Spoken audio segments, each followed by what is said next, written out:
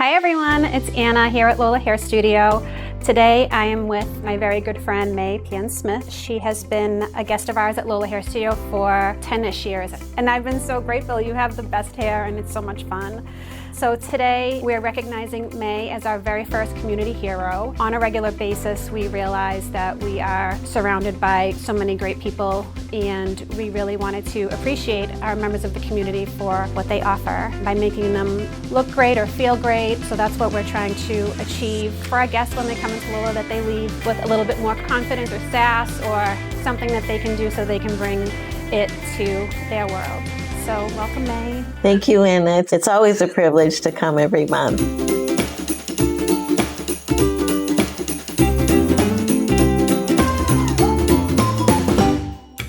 I'm an anesthesiologist, and I've been doing that for over 30 years now. It's very fun work, taking care of people when they come into the hospital. Sometimes they feel vulnerable. Sometimes they're there to celebrate childbirth. Whatever it is, it's really a privilege to be part of their experience. Yeah, so I feel really lucky to provide anesthesia for childbirth, which is most of the time a very joyous time. And it's great to have an excuse, right, to be with the family, right, when they're having kids. I certainly have treasured memories of when I had my own kids, so I'm always grateful to be able to do that. Aside from that, I also work on patient safety, so we're always trying to improve our processes to learn from events that happen to patients and try to improve their experiences in the future for them as well as for other patients. And you are also associate professor at Mass General as well? Yeah, so Mass General is affiliated with Harvard Med School. So that makes work really fun too, because not only am I taking care of patients, but I get to do it with doctors in training and med students. It's always extra fun to see patient care through their eyes and try to experience it fresh and new the way they are. So let's talk about your hair today. You're in today for a haircut. We cut your hair about every 4-ish weeks, and we're in a growing out process. We've done all different kinds of styles on May's hair, and she is so amazing. She's open to changes. We're doing, for a while, we were doing a short, asymmetrical type haircut that was super fun, much shorter in the back and tucked in on the sides, longer on this side. So her hair grows crazy fast. Today will be, I think, a reshape, but tell me what you thought of your last hairstyle. As you know, I always walk out of here feeling great, energized. I'm always texting you afterwards. Yeah, so what I really like is that you are always experimenting with things. Appreciate that. So you make it easy for me to maintain whatever style it is. And you seem to know the weird things about my head too, about where the hair twirls and swirls and likes to misbehave. And so you anticipate all that. I mean, you have a fantastic fabric to work with. So that is super helpful. And the color of your hair is amazing. So I think that lends a lot to the haircut too. So we're a great team. I always love the balance between classic and edgy, so I'm gonna keep with that. I think that works well for your style. I'm gonna cut it with a razor like I usually do and add a lot of texture. And I do feel like it does feel like a little bit on the thicker side. So we'll address all those things and get you all fixed up.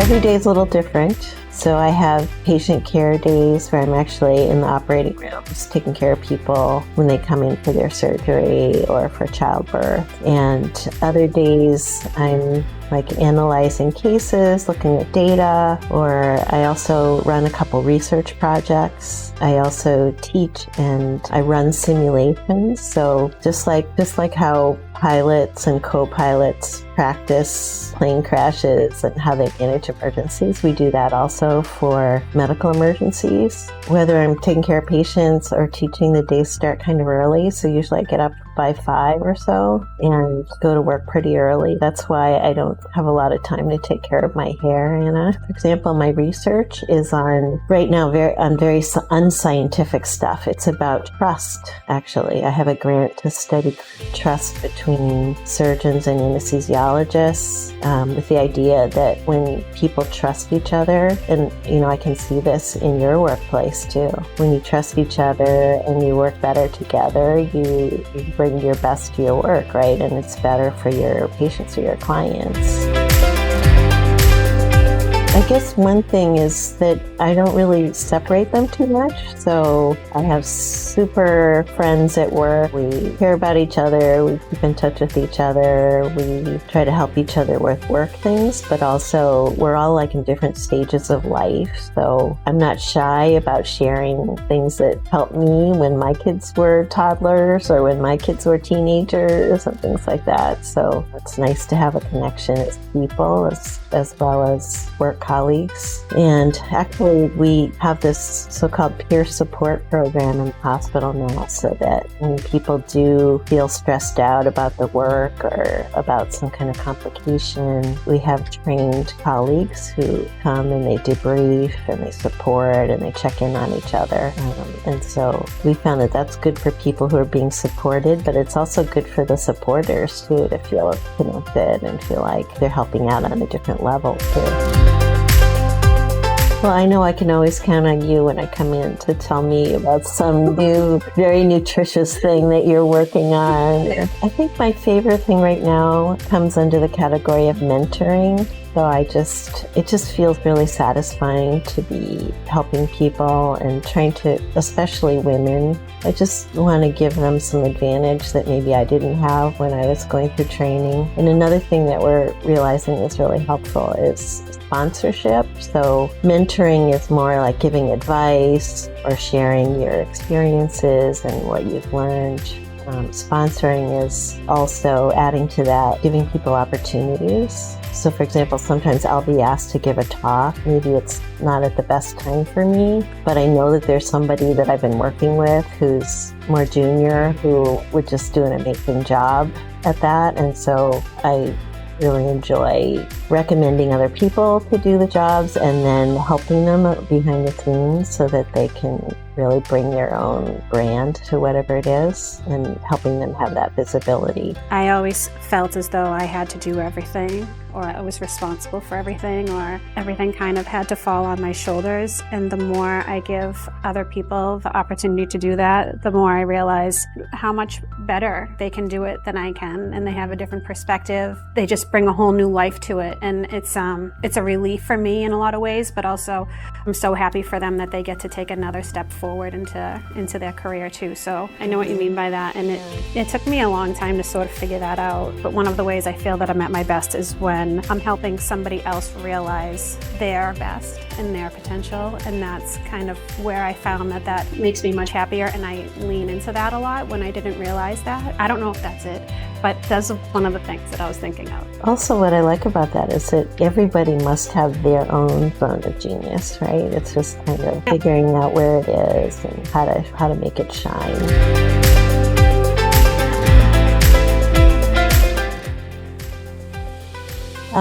Well, that's actually a good question because I don't have to sort of imagine the impossible. I'm really lucky in that I'm on the board of directors of several nonprofits, and they're all about trying to build for a better future. So one of them is the Anesthesia Patient Safety Foundation, and our mission is that no one should be harmed by anesthesia.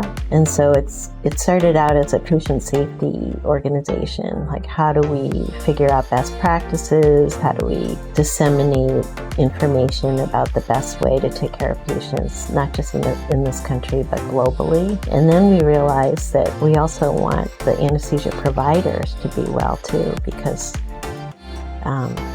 we realize there's this thing called second victim, where when harm comes to your patients, that's very upsetting for you too, and so we have to support the workforce. Another organization I'm involved with is called FAER, F-A-E-R, Foundation for Anesthesia Education and Research, and that's about giving grant funds to junior investigators so that they can do research and create medical advances that will later on be part of everybody's care. Another organization organization I'm a leader in is called SOAP, Society for Obstetric Anesthesia and Perinatology. I'm actually the vice president now. I'll be the president starting July 1st. SOAP, for obstetric anesthesia, their mission is to improve the care of mothers and babies every day, everywhere. So, we may not all have been mothers, but we've all certainly been babies. And so that mission feels like it's important for everyone.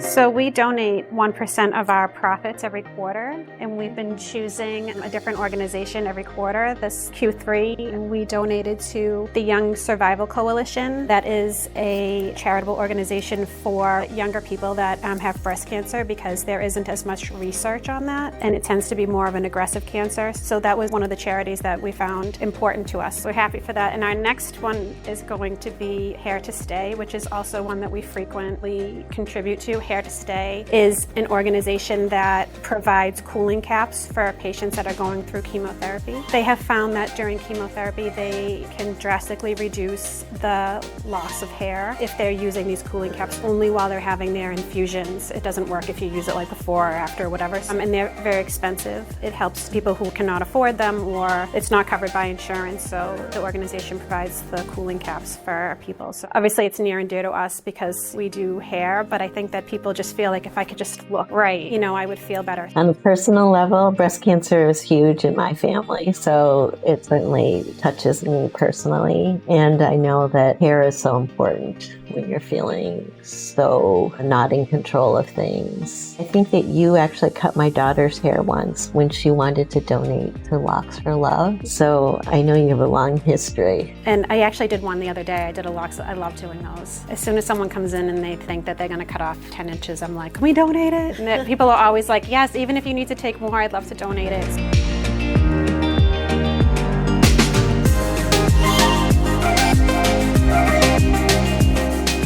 There's a book I discovered during the peak of the pandemic. It got published a while ago, but it's called The Boy, the Mole, the Fox, and the Horse. It was created by a British guy. I got it for myself, and I loved it so much that I think I bought probably 50 copies of it and gave it to people that I came across in the 2 years that seemed to be having a hard time. Each page has a drawing on it, and there's just a lot of sweet sentiments about being patient, being forgiving, being vulnerable, being loving. And so I just feel like it resonates with a lot of people. I found myself giving it like at Christmas time to all my friends and to other people that I met along the way. And several of them actually circled back to me to say that they then bought the book for other people too. Just a really sweet book. And in the intro to the book, the author says that he really wants people to experience it however they want. So he encourages people to draw on the pages also, make it messy, write ideas, and just sort of engage with it in all different ways. I've never really been a big beauty person in terms of doing things for myself. So if I do feel beautiful, it's usually because somebody has been kind to me and is sort of fussing over me, like right now. Also, I feel like in my field, and I'm sure in a lot of businesses, I feel like interacting with your clients or your patients looking good is kind of a sign of respect, right? That you care about the space that you share with them and how you're maybe bringing positive energy to their orbit. So I think of it more as a gift that I receive and also that I can share with other people as opposed to, having it all just be about me. I love that. And you're such a natural beauty. You make me feel that way. I'm just so moved. You would think to give this way. I'm really grateful to be the recipient of this. All along, I felt really cared for when I come here, so I appreciate that so much. And I know you have a busy day, but maybe you'll find yourself at dinner later. I really like hearing you say out loud the things that drive you, what you bring to your work. How it's not just creative, but it's really taking care of people. I definitely feel coming you guys take care of each other, showing each other what you're doing. You're obviously very interested. People come over, they're curious about what you're doing with my hair. But it just feels very positive. Thank you. We have an incredible team, and I'm lucky that I get to come to work every day, and this is what I get to do. Be with everybody that's here, and be with people like you. It's pretty incredible. I'm curious about your huddles. So it's usually about an 8-minute meeting. We go over our goals for the week. If we're working on any type of pre-booking our appointments, or if we're working on education, so we talk about our numbers, we talk about any education. We do shout outs, people that have done something that has inspired us or something above and beyond. We kind of shout each other out. We will utilize inspirational quotes or music, anything that might just kind of bring us together for the day. Thank you so much for coming today. Thank you everybody out there for listening. I hope you find May as inspiring as we do.